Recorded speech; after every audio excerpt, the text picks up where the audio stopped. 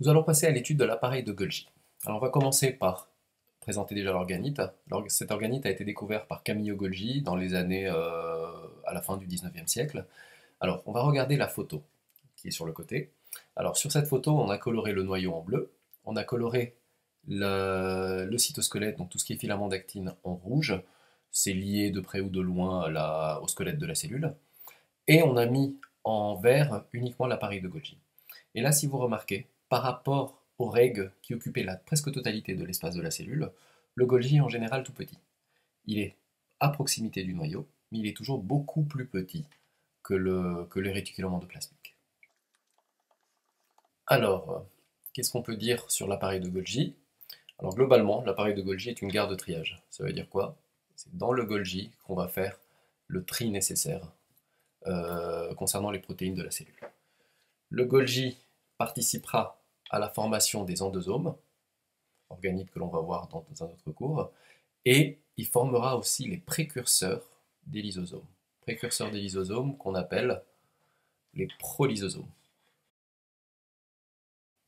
Il va participer aussi à l'exocytose. On va voir qu'il existe deux types d'exocytose, la constitutive et la régulée.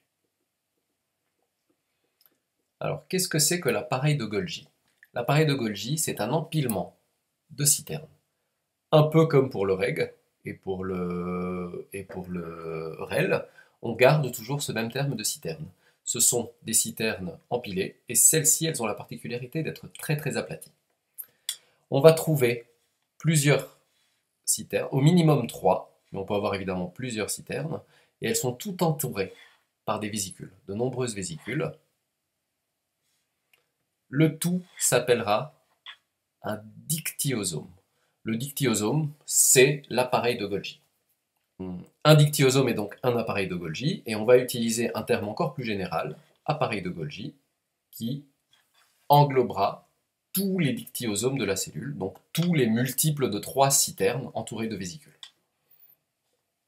Ces appareils de Golgi sont en général proches du reg et à proximité du noyau.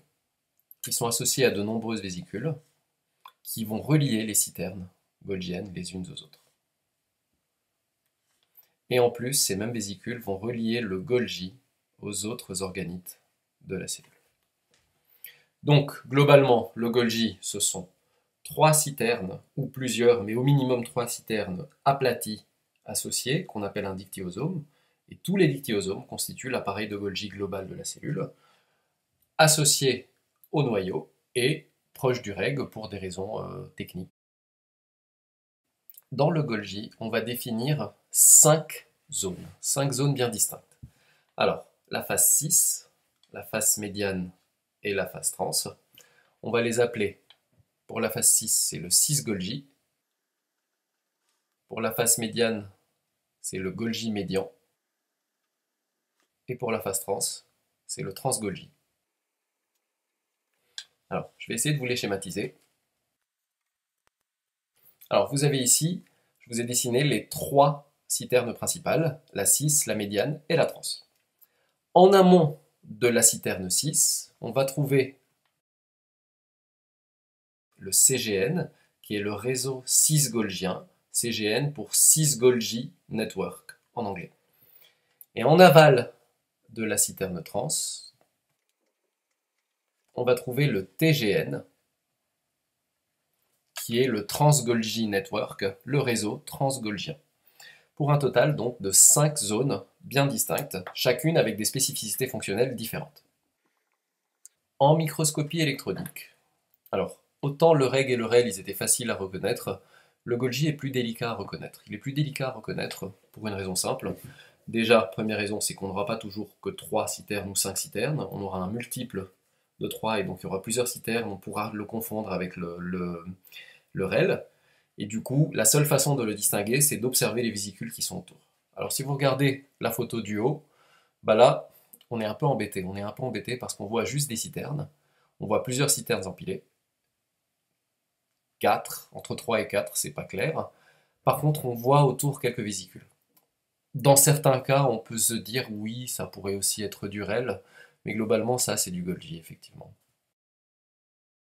le Golgi. On ne voit pas de CGN, on ne voit pas vraiment de TGN, on voit juste 3 citernes empilées. Une des 3 est colorée par une technique de marquage que l'on verra plus tard.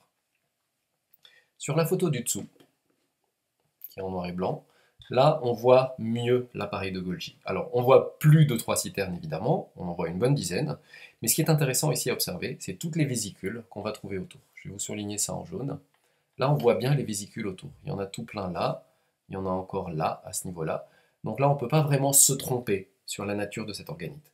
On ne peut pas dire que c'est du REL, parce que le REL n'est pas associé à de nombreuses vésicules. C'est propre au Golgi. Donc là, on a bien affaire à du Golgi. Alors, le Golgi est une structure dynamique qui est constituée de vésicules en provenance du reg. Qu'est-ce que ça veut dire? Ça veut dire que des vésicules qui proviennent du reg vont fusionner entre elles pour former le Golgi. Alors, cette fusion va générer d'abord le cis-Golgi, et ensuite, le cis-Golgi va progresser jusqu'au trans-Golgi. Alors, ça veut dire que le Golgi est une structure qui est dynamique. Il s'agit ici d'un modèle qui est très récent. On parle ici de modèle dynamique de l'appareil de Golgi. Sur le TGN, au niveau du TGN plutôt, on va bourgeonner de nouvelles vésicules, et ces vésicules vont petit à petit donner les lysosomes, ou évoluer jusqu'au milieu extracellulaire, ou fusionner avec la membrane plasmique pour donner des protéines membranaires. Chaque citerne golgienne présente son propre jeu d'enzymes. Ça veut dire que chaque citerne golgienne a des spécificités enzymatiques propres. On va faire une ou deux réactions, pas plus. On constate donc que le Golgi est compartimenté, et chaque compartiment, donc chaque citerne, a des fonctions qui lui sont propres. Chacune des étapes dépend de la précédente. Ça veut dire quoi? Ça veut dire que les réactions qui se font sur le cis-Golgi dépendent des réactions qui sont faites dans le CGN. Et inversement, les réactions qui se font dans le TGN dépendent des réactions qui sont faites dans le trans-Golgi, dans le médian et dans le cis. On parle de concordance temporospatiale. Une concordance temporospatiale, pourquoi? Tout simplement parce que dans le temps, on est d'abord sur le cis et après dans le trans, et dans l'espace, le cis est plus proche du noyau que le trans. Donc, le passage des éléments de la citerne cis jusqu'à la séquence trans se fait dans le temps et dans l'espace. Et comme on l'a dit avant, tout est interconnecté. On va passer à la diapo 57. Alors, on va définir deux modèles golgiens. Le premier, c'est le modèle statique. Le modèle statique, qu'on appelle aussi le modèle à transfert de vésicules, à transport de vésicules. Alors, pourquoi statique? Sans regarder tout le texte, regardez uniquement le schéma qui est en dessous. On va écrire les noms des différents sacules. Là, vous avez le reg. Là, vous avez le CGN. Là, vous avez le Golgi, donc le cis, le médian et le trans. Et là, vous avez le TGN. Alors, qu'est-ce qu'on remarque? Les vésicules qui vont sortir du reg, elles vont fusionner pour former le CGN. Et ensuite, le CGN, il va émettre des vésicules qui vont se déplacer jusqu'au cis-Golgi. Le cis-Golgi émet des vésicules qui vont se déplacer jusqu'au médian. Le médian émet des vésicules qui vont se déplacer jusqu'au trans. Et ensuite, le trans émet des vésicules qui vont se déplacer jusqu'au CGN. On suit les flèches rouges. À partir du TGN, vous allez générer d'autres vésicules qui vont aller vers la membrane ou vers les lysosomes. Là, on a un modèle statique, tout simplement parce que le cis-Golgi va toujours rester cis-Golgi, le médian va toujours rester médian, le trans va toujours rester trans, le TGN reste TGN. Rien ne bouge, la seule chose qui va se déplacer, ce sont des vésicules qui passent de sacule à sacule. C'est ce qu'on appelle le transport antérograde. À côté de ce transport antérograde, on va trouver le transport rétrograde, qui est le transport inverse. Vous voyez bien qu'on a des vésicules qui vont aller vers le TGN. Ensuite, du TGN vont sortir des vésicules qui vont vers le Trans-Golgi, puis vers le médian, puis vers le 6, puis vers le CGN, et éventuellement remonter jusqu'au reg. Ça, c'est le transport rétrograde, et ce transport rétrograde concerne les enzymes golgiennes. Rien d'autre. Alors, on a ici donc le modèle statique de l'appareil de Golgi. Le modèle statique est le modèle qui était enseigné jusqu'il y a encore une dizaine d'années. C'est le modèle que l'on maintient presque encore aujourd'hui, puisque c'est le modèle le plus classique et le plus facile à comprendre. À côté du modèle statique, on définit aujourd'hui le modèle dynamique de l'appareil de Golgi.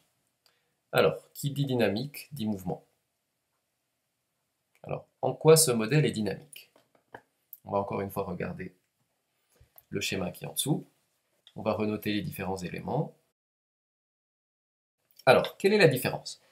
La différence, c'est que les vésicules ici qui sortent, ensuite toujours les flèches rouges, les flèches rouges, qui sortent du reg, vont fusionner pour donner le CGN. Et ensuite, ce CGN va petit à petit évoluer pour donner le 6 Golgi, qui va à son tour évoluer, mûrir pour donner le médian, qui va à son tour mûrir pour donner le trans, et qui va à terme mûrir pour donner le TGN. Et ce TGN va se disperser en petites vésicules qui vont aller jusqu'à la membrane. Dans ce modèle, un sacule golgien évolue pour donner un autre. Ça veut donc dire qu'il va toujours falloir remplacer le sacule qui a disparu. Lorsque le 6 Golgi devient médian, le 6 n'existe plus. Du coup, il va y avoir un autre CGN qui va évoluer pour donner le 6 Golgi. Et ainsi de suite. Ici, il n'y a donc pas lieu d'avoir de transport antérograde. Le transport antérograde suit l'évolution des différents sacules golgiens. Le seul qui va persister, c'est le transport rétrograde. Lui, il reste, puisqu'il va toujours falloir recycler les enzymes. Alors, quelle est la vérité? La vérité, elle est quelque part entre les deux. On ne peut pas dire que le Golgi soit statique ou qu'il soit dynamique. On suppose aujourd'hui qu'il est quelque part entre les deux. Rien n'a été prouvé pour l'instant. Le modèle dynamique permet de simplifier le fonctionnement de l'appareil de Golgi. Donc on tend à croire que c'est le modèle dynamique qui l'emporte, mais pour l'instant il n'y a pas de preuve formelle. Donc on va estimer que c'est un mélange entre les deux.